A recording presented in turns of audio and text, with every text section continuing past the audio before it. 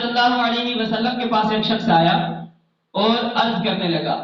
کیا عرض کرنے لگا کہ اے اللہ کے رسول صلی اللہ علیہ وسلم، آپ ہمیں بتائیے کہ لوگوں میں سب سے زیادہ عزت والا، سب سے زیادہ مقام والا اور سب سے زیادہ رتبے والا اللہ کے یہاں کون سا بندہ ہے؟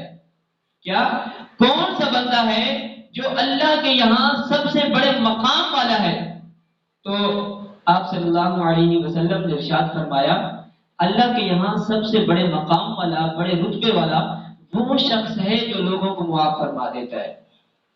اب اللہ نے یہاں پہ یہ ارشاد کیوں نہیں فرمایا کہ میرے یہاں میری بارگاہ کے اندر سب سے مقبول ترین شخص وہ ہے جو عبادت گزار ہو، جو متقی ہو، جو پرہیزگار ہو؟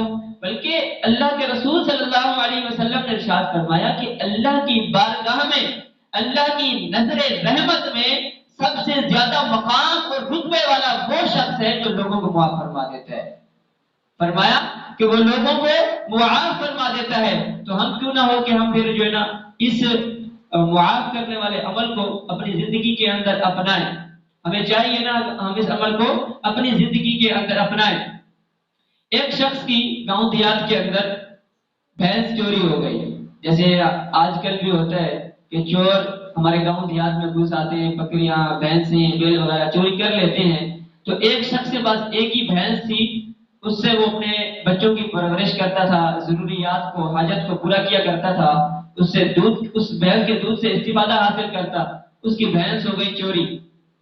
جب اس کی چوری ہو گئی بھینس تو وہ اپنے پیر صاحب کی بارگاہ میں پہنچ گیا، اپنے شیخ کے پاس چلا گیا اور کہنے لگا، پیر صاحب آپ کی بارگاہ میں عرض ہے، گزارش ہے، قبول فرمائیے.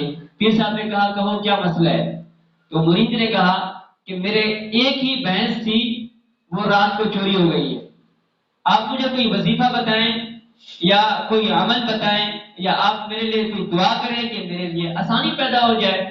تو پیر صاحب نے، شیخ صاحب نے کہا کہ ایسا کرو، تم معاف کر دو، جو بھی تمہاری بھینس لے گیا ہے تم اسے معاف کر دو.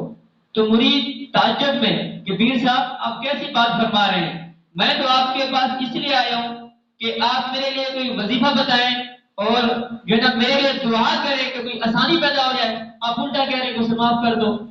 تو پیر صاحب نے اصرار کیا، بھائی تو معاف تو کر. اس نے کہا، چلو میں نے اس چور کو، جو بھی میری بھینس لے گیا ہے، میں نے اسے معاف کیا. پیر صاحب نے کہا، صرف معاف کرنے سے کام نہیں چلے گا، ایسا کر کہ سچے دل سے، دل کی انتہا سے اسے معاف کر. مرید پھر تعجب میں، پیر صاحب میں نے معاف بھی کر دیا، پھر آپ ساتھ میں اصرار بھی کر رہے ہیں کہ سچے دل سے، دل کی اتہ گہرائیوں سے اسے معاف کر. چلو میں آپ کی بات مان لیتا ہوں، میں نے اللہ کی خاطر، اللہ کے رسول کی خاطر میں نے سچے دل سے اسے معاف کیا. پیر صاحب نے کہا، چلو ابھی چلے جاؤ. وہ چلا گیا، رات کو سو گیا. جب سویا، صبح اٹھا تو اس نے دیکھا کہ بھینس اس کی واپس گھر آ گئی ہے. اس کی بھینس واپس گھر کے اندر آ گئی ہے.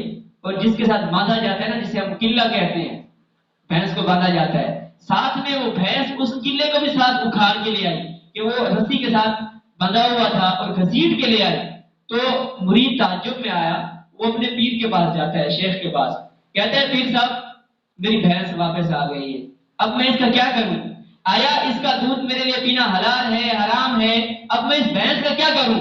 پیر صاحب نے کہا، جاؤ دودھ پیو، بچوں کو پلاؤ، موجے کرو، عیش کرو، مزے کرو. تو وہ پھر پریشان ہو گیا کہ پیر صاحب یہ معاملہ کیا ہے؟ جب وہ میری بھینس بندہ لے گیا تھا تو جب آپ نے کہا کہ اسے اللہ کے لیے معاف کر دو، اب میں نے اس کو معاف کر دیا، میری بھینس واپس آ گئی، تو آپ کہہ رہے ہیں کہ آپ اپنے بچوں کو دودھ پلاؤ، خود دودھ پیو اور مزے کرو، اس میں حکمت کیا ہے؟ پیر صاحب نے کہا کہ اس کو راز ہی رہنے دو. پھر مرید نے اصرار کیا کہ آپ راز بتائیں، اس میں راز کیا ہے؟ تو مرید کے اصرار کرنے پر پیر صاحب نے بتایا کہ جو چور تیری بھینس کو چوری کر کے لے گیا تھا نا، وہ حرام کے عادی تھے، حرام کھانے کے عادی تھے. ان کا پیٹ حلال کو قبول نہیں کرتا تھا، ان کا پیٹ صرف اور صرف حرام کو قبول کیا کرتا تھا. جب وہ تیری بھینس لے کے چلا گیا، تو نے اس کو معاف کر دیا کہ میں نے اللہ کی رضا کے لیے چور کو معاف کیا. جب تو نے چور کو معاف کیا تو وہ بھینس اور اس بھینس کا دودھ اس چور کے لیے حلال ہو گیا. جب تو نے معاف کر دیا تو آٹومیٹک وہ جو بھینس تھی اس کے لیے تحفہ ہو گئی چور کے لیے اور اس کے لیے حلال ہو گئی کیونکہ اس نے معاف کر دیا. تو پیر صاحب نے کہا کہ اے بیٹے جب تو نے چور کو معاف کر دیا تو تیری بھینس اس چور کے لیے حلال ہو گئی, اس کا دودھ بھی اس کے لیے حلال ہو گیا کیونکہ تو نے اس کو معاف کر دیا تھا اور معاف کرنے کی وجہ سے اس کے لیے حلال ہو گئی تھی. اب جو ان کا پیٹ تھا وہ تو حرام کا عادی تھا, ان کا پیٹ تو حرام کا عادی تھا, ان کا پیٹ تو حلال کو قبول ہی نہیں کیا کرتا تھا. تو جس وجہ سے وہ بھینس اللہ کی رحمت سے تیرے معاف کرنے کی وجہ سے وہ بھینس چور کا گھر چھوڑ کر واپس تیرے گھر میں آ گئی. تو اتنی بڑی رحمت اور اتنا بڑا انعام کیوں ملا؟ صرف اور صرف معاف کرنے کی وجہ سے.